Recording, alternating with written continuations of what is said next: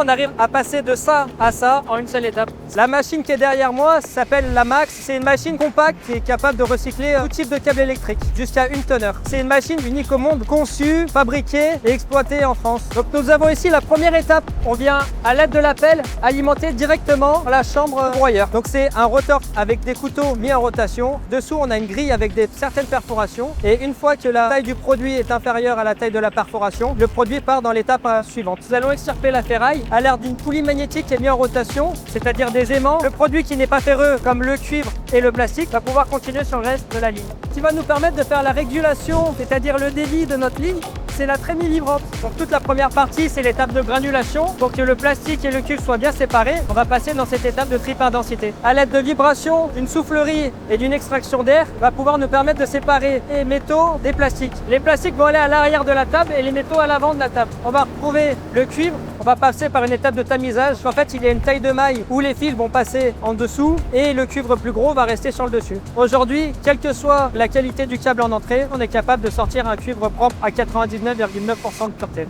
Le moment entre on rentre le câble dans la machine et où il ressort, il se passe environ 2 à 3 minutes. Ce qui représente sur un mois environ 180 tonnes. Pour faire fonctionner la Max, il faut 2 personnes. Une personne qui va être dans la grue et une personne qui sera au réglage pour affiner les qualités en sortie. C'est une machine qui fait 12 mètres de long par 2,5 mètres de large. Elle est conçue à 2 km de l'endroit où je me trouve aujourd'hui.